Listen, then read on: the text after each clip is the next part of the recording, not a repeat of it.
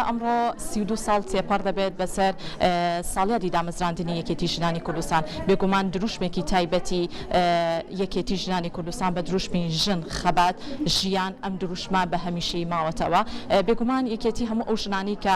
هاو ئامانج و هاو خەباتن بۆ تێکۆشان بۆ بەرزکردنەوەی دۆزی ژنان و دەسەبەرکردنی ماف و ئازادی و دادپەروەری و یەکسانی و نێشتنی جیاوازی جێندەری ڕەگەزی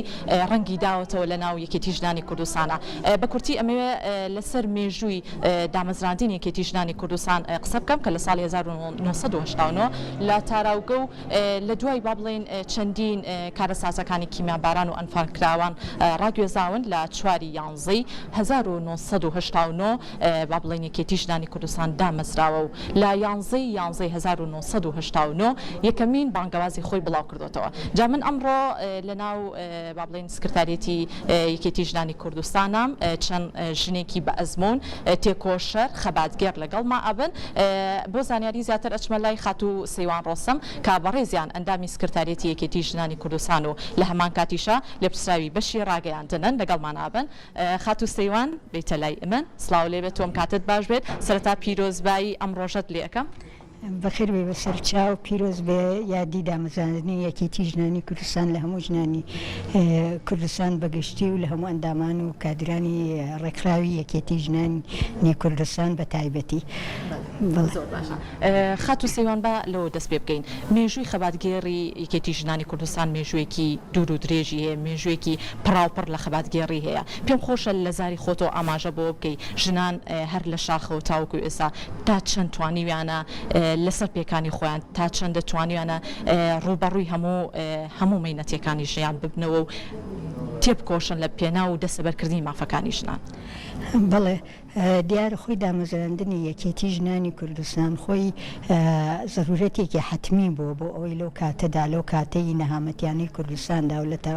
تاراوگە و لە کاتی خەباتی نهێنی و لە کاتی شۆڕشی گەلی کووردا ڕێکخراوێکی تایبەت ببێ بە ژنان بۆ ئەوەی هانی ژنان بدا کە بەشداری شۆڕش بکەن، بەشداری هەموو کایەکانی ژنان بکەن، هەوڵ بدەن بۆ دەستەبەرکردنی ماف و ئازادی ڕنگڕێژی بەرنمەیەک بکەن بۆ ئەوەی ژنی کورد قورتار ببێت لە هەموو دیار لە دزێوەکان بۆ ئەوەی بۆ نەهێشتنی هەموو جیاوازیەکی ڕەگەزی بۆ دەسەبەرکردنی ماف و ئازادی لە 4 یانزەی 1989 لە تاراوگە دامەزراوە خۆی دامەزراندووە و یەکەم بانگەوازی لە 4 یانزە بۆ هەموو ژنانی گەلی کوردستانی عێراق بڵاو کردوێتەوە بۆ ئەوەی بتوانن بە جیاوازی بیر و ڕاو ئاین و بیر و بڕوای سیاسی و ئاین و نەتەوەوە ئەوەی کە لە کوردستانی عێراقا بژەی ئەتوانێ بەبێ جیاوازی بەشداری بکە و بەشداری لە خەبات بکە لە ڕیزی ئەم ڕێکخراوە. خاتوو سەیوان پرسیارێکی ترس ئاڕاستە ئەەکەم. ئێوە دروشمی تایبەتان هەیە کە ئێوە ساڵانە ئەم دروشمە بۆ ژنان دووپات ئەکەنەوە ژن خەبات ژیان ئەمە خۆی بۆ خۆی هەرسێ وشەکە باڵێن گزارشتێکی زۆر جوان بە ژنان ئەبەخشێت. تا چەندە تاوکو ئەم ساتە وەختەی کە ئێمە ئێستا لێرە وەستاوین ژن قورسایی و پێگەیەکی تایبەتی هەیە لەسەر ئەو سێوشەیە تۆ گزارشێکی تایبەتم بڵێ خۆی ئەو دروشمە یەکەم کەڕەت یەکێتی ژنان بەو دروشمانەوە هاتوێتەوە مەیدانی خەبات. ئەو دروشمانش بەردەوامە هەموو کاتێک و هەموو ساتێک نەک تەنیا ساڵ بە ساڵ بڵێ دووبارێک هەموو کاتێک و هەموو ساتێک ئێمە لەژێر دروشمی ژن خەبات ژیانە بەردەوام ئەبین لە دابینکە لە خەبات لە هەوڵدان لە کۆشش بۆ کۆش و تێکۆشان بۆ بەدیهێنانی ئامانجەکانمان بە شێوازی جۆرا و جۆرمەرج نییە ئیلا کاتی خەباتی شۆڕژگێڕی لە شاخ خەبات کراوە دوایی وەکو خەباتی مەدەنی لە ناو شارا و بە هەموو شێوازەکانی خەباتی گرتووەتە بەر لە پێناو بەدیهێنانی مافی ژناندا مافی ژنان لە کوردستانە و دیارە ئەگەر بیشگەڕێتەوە بۆ مێژوو جێگەدەستی یەکێتی ژنانی کوردستان زۆر دیارە بە خەباتی ژنانی گەلی کوردۆ و زۆر ئەو زۆرترینی ئەو دەستکەوتانی کە بەدی هاتوون لە هەرێمی کوردستانە یەکێتی ژنان دەستێکی باڵای هەبووتیا و هەوڵی زۆری دا و پێداگر بووە لە بەدیهێنانی. زۆر باشە لە ئێستاشا بەهۆی ئەوەی کە هەم بەوەی بارودۆخی ڤایرۆسی کۆرۆنا چالاکیەکانی یەکێتی ژنانی کوردستان وکو هاوکارانیشم ئاماژەیان پێکرد ڕەنگە لێرە و لەوێ چالاکیەکان نەکرێت بەڵام لەم ڕۆژەیە پامی پیرۆزباییەکان لە ناو سکرتاریەتی یەکێتی ژنانی کوردستان و هەم لە شوێنەکانی تریش بارەگاکانی تر ئەم دروشمە بەرزڕاگیرێت و میوانان سەردانی شوێنەکانەکە بڵێ ئێمە ڕانەوەستاوین لە خەبات ڕەنگە ئەو یادەمان ئەمساڵ بە شێوەیەکی جیاواز کردبێت و لەبەر ئەو بارودۆخە تایبەتی بەهۆی کۆڤید-19ەوە بەڵام ئێمە هەر بەردەوامین لە خەباتی خۆمان و هەر بەردەوامیش بووین لە کارکردن نەوەستاوین لەگەڵ ئەمە مقەیرانانە ئێمە لە هەموو کارەکانمانە چ لە بواری تونند و تیژی بێت چ لە بواری ڕاگەیاندنا بێت بواری بەرنامە و بەشداریکردنا بێ ئێمە بەشداروین بەڵام لەبەر ئەوەی ئستا ئەم زروفە تایبەتی هەیە لە کوردستانە هەندێک لەو چالاکیانەی کە زۆر قەرەباڵغی و لەبەر ڕێنمایی و ڕێنمایە تەندروستیەکان ڕەنگە هەڵمان گرتووە بۆ کاتێکی تر کە دەرباز ببین لەم زۆر سپاس بۆ وتەکانت دەستەکانە خۆش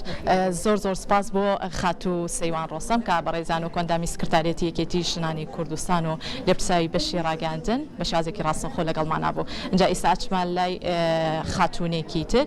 خاتوو گوڵزار قارەمان لەگەڵمانە بێت کە ئەویش بەڕێزان وەکو سکرتاری ئەندامی سکرتارێتی یەکێتی ژنانی کوردستان و پێمان بێ پۆستەکەشیان وەکو لێپرساوی بەشی کارگێڕی دارای فەرموو خاتوو گوڵزار ئسلااو لێ بێت تۆم کاتت باش بێت پیرۆزبایی ئەم ڕۆژەت لێنیاخوا زۆر سپاس بەخێر بن سەرمی تۆ چیە لەم ڕۆژەیە 4 یانزەی ئەمڕۆ پیرۆزبایی 32 ساڵەی دامەزراندنی یەکێتی ژنانی کوردستان لە هەموو ئەندامانی یەکێتی ژنانی کوردستان لە هەموو شوێنێک ئەەکەم لە کوردستان و لە دەرەوەی کوردستانیش هیوام وایە کە ئەم ڕێکخراوە کە ببێتە وەکو تا ئیستا کە بەردەوام بووە کاری کردووە بۆ بەرژەوەندی ژنان لە هەموو ڕوویەکەوە بۆ پێشخستنی بە تایبەتی لە ڕووی ڕۆشنبیری و کاریگەرێ هەبێت لەسەر کۆمەلگا هەروە بەم شێوازە بەردەوام بێت. زۆر باشە خاتوو گوڵزار باس لەوە بکەین ئێوە لە ناو سکرتارێتی یەکێتی ژنانی کوردستانە ئەو ژنانی کە بۆ نمونە داوای مافێکی خۆیان بکەن داوای ئەوە بکەن کە کار بکەن تا چەندە ڕووەکەنە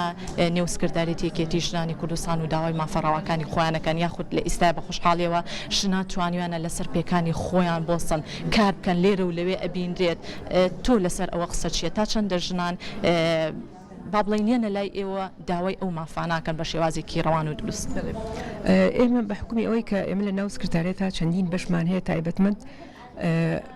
هەر بوارێک بە کاری خۆی بە تایبەتی بەشی کۆمەڵایەتی ئێمە بە دواچوون ئەکا بۆ کێشەی هەموو ژنێک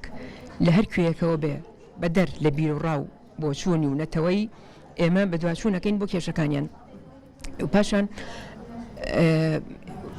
بۆکو یەکێتی ژنان ئێمە لەقەکانمان هەمیشە هەوڵیان ناوە کە ژن ڕۆشنبیر بکەنەوە لە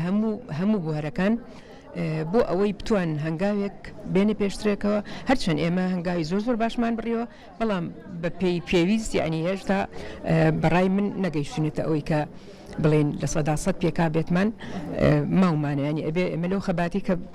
بۆی دامەزراوین لەو خەباتە هەمیشە بەردەوام بین. باس ئەکرێت کە بۆن منە لە شاخ ژنان زۆر بیوێرانە زۆر مردانە توانیوانە ڕوبەڕووی هەموو ئەو ئاستەنگانی ژیان ببنەوە تا چەندە ئێستاش ئەو ژنە شۆڕەشگەڕانی کە لە شاخ و هەم لە ئێستاشە بە زیندوێتی یعنی ئێستا ئەبینێت لە نێو سکرتارێتێکی ژنانی کوردستانە ڕنگدانەوەیکی تەواویان هەیە تا چەندە ڕێڕەوی ئەوان و ڕێچکەی ئەو ژناناکەن کە بۆنە لە شاخ تێکۆشەرانە و مردانە خەبات و تێکۆشانیان کردووە. طبعا من لە هێشتاونەوە کە کێتی ژنان پێویستیەک وای کرد کە دامەزرێ لە شاخ نەک لە ڕووی تەنها ژنانەوە لە ڕووی نەتەوەیەوە لە ڕووی خەباتکردن لەگەڵ برا پێشمەرگەکانیانە بۆ ئەوەی پێویستیەک وای کردووە کە ئەم ڕێکخراوە دروست بێت هاوشانی ڕەگەزی بەرانبەرەکەی کە بتوانێت خەبات بکە. پاش ڕاپەڕینەکە تو ئەو خەباتە گوازرایەوە ناو شار و شارۆچکەکان ئەلبەتە فەرقی کرد ئەو خەباتەی کە ئەو کاتە کراوە لەگەڵ ئیستایا بۆ ئەوەی ئێمە ئەبێ لەگەڵ ڕەوڕەوەکانی مێژوو پێشکەوتنەکانە ئێمە گۆڕانکاریەکان دروست بکرێت. ئەو بەڕێزانیش کە تاوەکو ئیسا بە تایبەتی ئێمە سکرتەریەتی ژنان کە کێک بووە لە ئەندامانی دەستەی دامەزرێنەری ئەم ڕێکخراوە هەمیشە ئێمە لەسەر پەیڕەوی لەسەر ڕێنمایەکانی جنابیان ئەڕۆین و ئەلبەتە ئێمە وەکوتم گۆڕانکاریم کراوە بەسەر ئیش و کارەکانی کە ئەو کاتێک کە هەبوو ئیسیشکە ئەکرێ و بەردەوامیش ئەبین بۆ ئەوەی بتوانین ئێمە وەک ئەڵێم خەبات کۆتایی پێنایەت ئەلبەتە تەمەنەکان ئەڕوات بەڵام ئەو خەباتە نابێ بوەستێت قۆناغەکان ئەگۆڕێت ئەو کاتە بە شێوازێک کاری کردووە ئیسەش بە شێوازێکی تر خەڵکانی گەنج هاتوونەتە پێشەوە و کار ئەکان بە سەر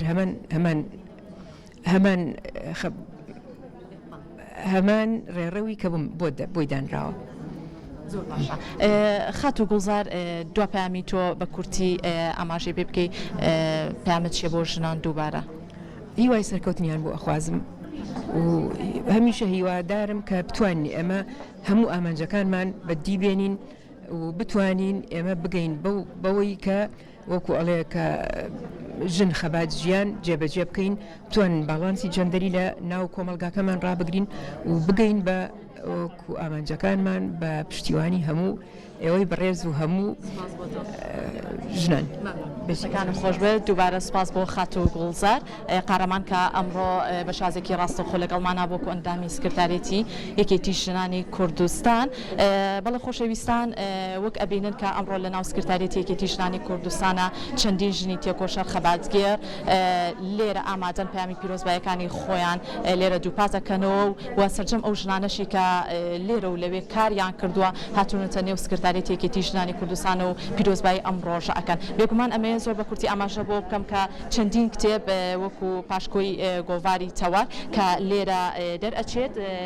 ساڵانە بۆ نمونە پەیامی جیاواز لە کتێبەکانە بڵاو ئەکرێتەوە کە ئەمەش بۆ خۆی بانگێشەیەک یاخود بانگەوازێکی تایبەتە بۆ ئەو دروشمانەی کە ژنان ئەیانەوێت لە ڕێگەیەوە خەبات و تێباشانی خۆیان دووپاتکەنەوە.